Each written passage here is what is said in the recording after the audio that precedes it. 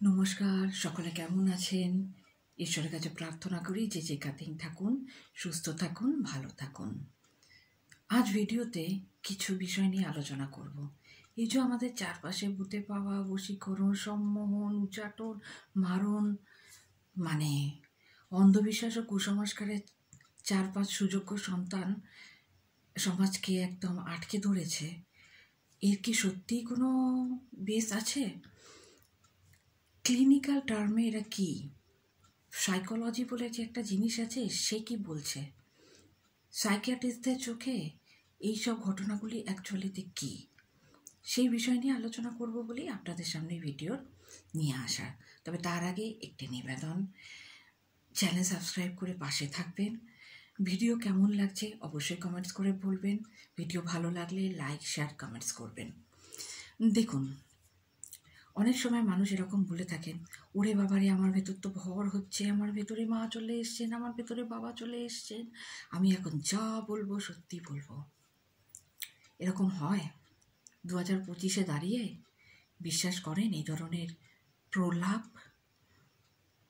যদি করেন তাহলে একবার ভিডিওটি সম্পূর্ণ শুনে দেখুন। আপনার কি সত্যিই মনে হয় যে লোক 24 ঘন্টা শুদ্ধাচারে থাকেন না, তার শরীরে ধরম করে ভগবান ঢুকে পড়বেন? এটা কি কান্তারা মুভি হচ্ছে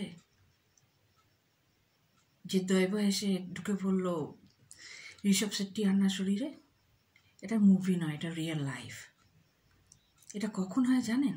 যখন কোনো মানুষ দীর্ঘ সময় ধরে কোনো এক ধরনের মাইন্ডসেট প্রবলেমে ভুগছেন, যখন তিনি আর এই ব্যবস্থাটা থেকে লড়াই করতে পারছেন না, তার পিঠ দেওয়ালে থেকে গেছে, তখন তিনি চাইছেন একটা দুর্দান্ত কামব্যাক, এবং মস্তিষ্কের বিভিন্ন অংশ কাজ করতে শুরু করে দিচ্ছে।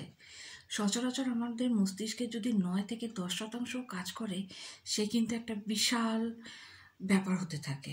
এবার ভাবুন তো, আমরা তো মস্তিষ্কের মাত্র 9 থেকে 10% ব্যবহার করেই এত কিছু করে ফেলেছি। যদি সম্পূর্ণ বিকাশ ও ব্যবহার করতে থাকি, তাহলে সেই ক্ষমতা কি আমরা কন্ট্রোল করতে পারবো? আমার ব্রেন যা ভাববে, আমার ব্রেন আমাকে যা দেখাবে সেটাই করতে হবে। আর এই ক্ষেত্রেও তাই হচ্ছে। যখন দেওয়ালে পিঠ ঠেকে যাচ্ছে, সামাজিকভাবে তিনি রিজেক্টেড হচ্ছেন, তিনি ভাবছেন এইটা, অর্থাৎ এসকেপিস্ট যে মাইন্ডসেট রয়েছে সেটা কিন্তু চালু হয়ে যাচ্ছে।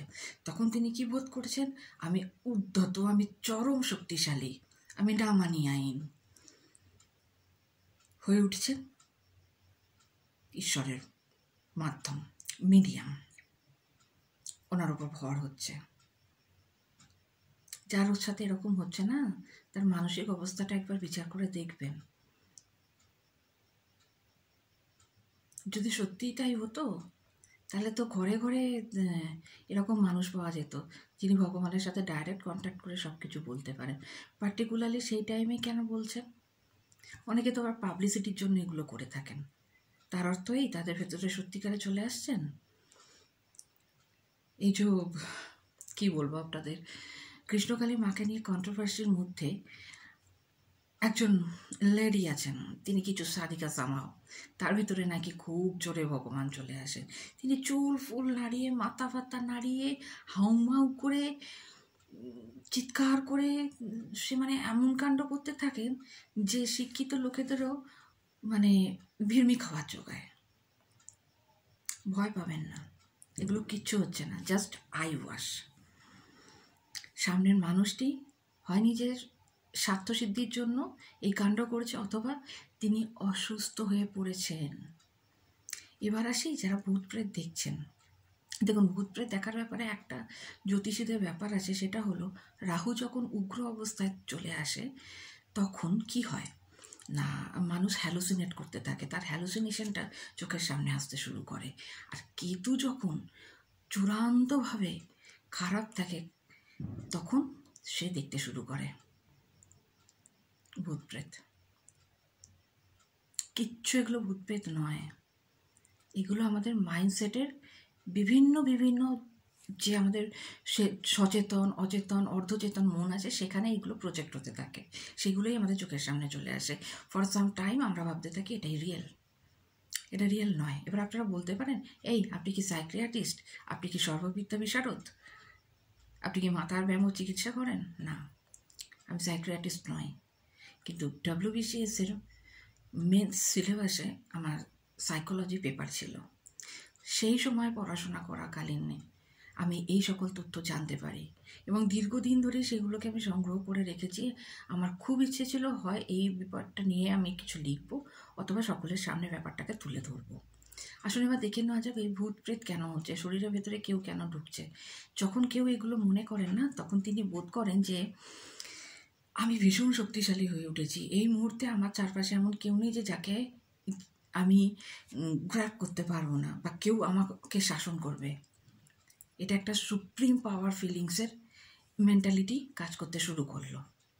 ভূত প্রেত এবার কি দেখা হচ্ছে, দীর্ঘ সময় যখন কোনো মানুষ একলা থাকেন না, অনেকের এই প্রবলেমটা আছে, এক পৃথিবী মানুষের সঙ্গে বসেও একলা ফিল করেন। কথা বললেন, 2-4টে কথা হলো, তারপর চুপ করে গেলেন, ব্রেন তো কাজ করতে শুরু হয়ে গেল, তখন এই হ্যালুসিনেশনটা শুরু হলো। বিভিন্ন মুভিগুলো দেখবেন, এই মুভিগুলোর প্রচণ্ড পরিমাণ সাইড এফেক্ট হয়। হ্যাঁ, আমি হরর মুভির কথা বলছি। আপনি এক্সোরসিজমের মুভি দেখছেন এবং তারপরে আশা করছেন যে রাতে আপনি ইডেন গার্ডেন, নন্দনকাননে ঘুরে বেড়াবেন, সেটা হওয়া সম্ভব নয়। আমাদের না কনসাস, আনকনসাস, সাবকনসাস মাইন্ড এটাকে পুরো শুষে নিল, যেটা আমরা দেখলাম অ্যাজ এ হরর মুভি হিসেবে। শুরু হয়ে গেল কাজ, সেটারই প্রজেক্টে রিফ্লেক্ট করতে শুরু করলো। এই ধরনের জিনিস থেকে নিজের ব্রেনকে ফালতু খাবার ফিড করানোর থেকে দূরে থাকুন। কেন দেখছেন? আপনার মনে হচ্ছে আপনি অসুস্থ হয়ে পড়েছেন দীর্ঘদিন ধরে। ছোট্ট আপনার যে সমস্যাটি শুরু হয়েছিল, হয়তো আপনি কোনো জিনিস কোথাও রেখে মনে করতে পারছেন না। অনেকে মনে করেন যে দীর্ঘদিন অসুস্থতার কারণ হিসেবে হয়তো কেউ তুকতাক করছে, কেউ বেঁধে দিয়েছে, কারো বিবাহ হচ্ছে না, বিয়েটা বেঁধে দিয়েছে। দেখুন, আমি স্পষ্টই বলছি, অন্ধবিশ্বাস ও কুসংস্কারের প্রচার করা আমার কাজ না। আমি 2 চোখে দেখতে পারি না এসব জিনিস, তাই আমার কাছ থেকে আশা করবে না যে এরকম কিছু হবে। তবে হ্যাঁ, ওই অন্ধবিশ্বাস ও কুসংস্কারের 4 সুযোগ্য সন্তান নিয়ে তো অবশ্যই একটি ভিডিও করার আমার ইচ্ছে আছে। যে ব্যাপারগুলো কি অন্তত লোকের কাছে ক্লিয়ার হওয়া জরুরি। কেউ বশীকরণ করছে না, আপনার মনে হচ্ছে আপনি কোথাও না কোথাও গিয়ে সেই জায়গাতে এটা বোধ করছেন যে আপনি দুর্বল ফিল করছেন। একটা ঘটনা শুন, কি হয়েছে। মুম্বাইয়ের এক মন্দিরে একটি মেয়ে, যিনি ইঞ্জিনিয়ারিং নিয়ে ফার্স্ট ইয়ারে পড়ছিলেন, তিনি পুজো দিতে যেতেন এবং সেই সময় একটি ছেলেও সেখানে পুজো দিতে আসতো। বয়সে খুব বেশি পার্থক্য নয়, 5-7 বছর হবে। মেয়েটি রোজ যেত এবং ছেলেটিও সেই সময় যেত, জাস্ট চোখাচুকি হতো। এই করতে করতে করতে 3 মাস বাদে মেয়েটি অনুভব করে যে সে ওই ছেলেটি প্রেমে পড়ে গেছে এবং অ্যাট দ্য সেম টাইম ছেলেটি একটি মহিলাকে, বিবাহিত মহিলাকে নিয়ে মন্দিরে আসে। মেয়েটি খুব হতচকিত হয়ে পড়ে। মেয়েটি লুকিয়ে লুকিয়ে ফলো করতে থাকে এবং তাদের কথা শুনে বুঝতে পারে যে তারা হাজব্যান্ড ওয়াইফ। ব্যাস, মেয়েটির স্টেবিলিটিটা গন হতে থাকে। মেয়েটি কী করতে থাকে, তখন মেয়েটি অনলাইনে চলে যায়, গিয়ে বশীকরণ, তাবিজ, উচাটন, এইসব ব্যাপারগুলো দেখতে থাকে। এত মানুষকে উল্লু বানানোর লোকের তো অভাব নেই, না বাস্তব জীবনে না অনলাইনে। মেয়েটিকেও বলা হয়, আপনি এই ফুলের পাপড়ি খান, আপনি এই লেপ লাগান, আপনি সারা রাত এক পায়ে দাঁড়িয়ে থাকুন, আপনি এই করুন, আপনি ওই করুন, আপনি সেই করুন।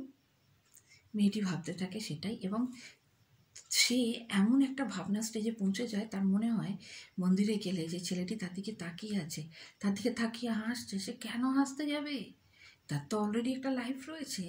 মেয়েটির হ্যালুসিনেশন এমন পর্যায়ে চলে যায় না, সে বাড়িতে অদ্ভুত অদ্ভুত আচরণ করতে থাকে। তার মনে হতে থাকে যে দেবী তার ভিতরে প্রবেশ করেছেন, যেটা অনেক মানুষের ক্ষেত্রে মনে হয় যে কেউ আমাকে পজেস্ট করে নিচ্ছে। এগুলো ভাববেন না। হলিউড মুভি দেখা বন্ধ করুন। হরর মুভিকে নিজের জীবনের তালিকা থেকে ছুঁড়ে ফেলে দিন। কী অবস্থা হয়েছিল বলুন তো ছোটোবেলাতে ভুল শিক্ষা পাওয়ার ফলে? ভুলভুলাইয়াতে মঞ্জুলিকা যেখানে একটি কাল্পনিক কথা মাত্র, সেই মঞ্জুলিকাকে নিয়ে কী কাণ্ড করে ফেললেন বিদ্যা বালান। হরর মুভি দেখাচ্ছে, এই ধরনের বিজ্ঞান মনস্ক মুভি দেখুন, যেখানে আপনার ব্রেনে একটি পজিটিভ নিউজ যাবে। নেগেটিভিটিকে জীবন থেকে সরান। আমি জানি সরানো এত সহজ কাজ নয়, চেষ্টা তো করতে হবে। অ্যাটলিস্ট নিজেকে অপয়া ভাবা বন্ধ করুন। এই ধরনের নেগেটিভ মেন্টালিটি কিন্তু ধীরে ধীরে মানুষকে এই চরম অবস্থায় নিয়ে যায়।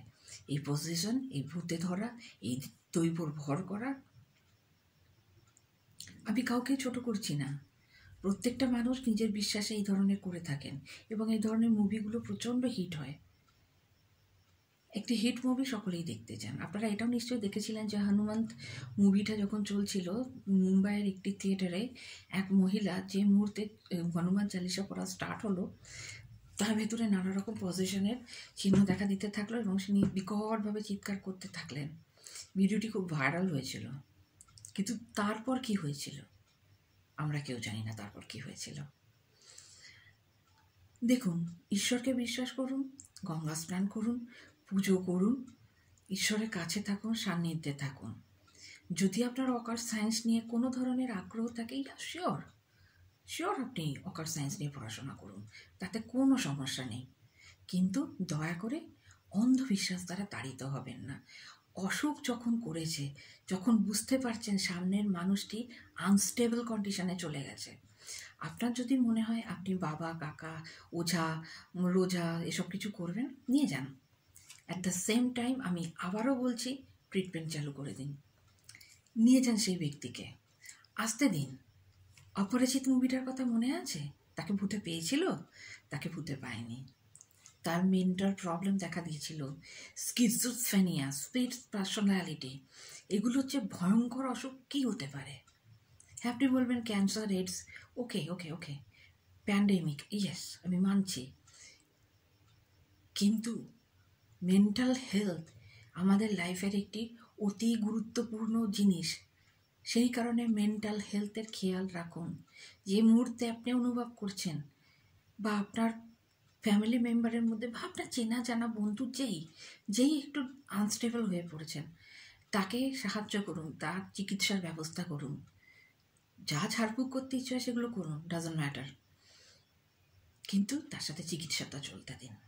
এটাই আমার আপনাদের কাছে বিনীত নিবেদন। আজকের মতো এই পর্যন্তই। ভিডিওটি কেমন লাগলো অবশ্যই জানাবেন, চ্যানেল সাবস্ক্রাইব করবেন। নমস্কার।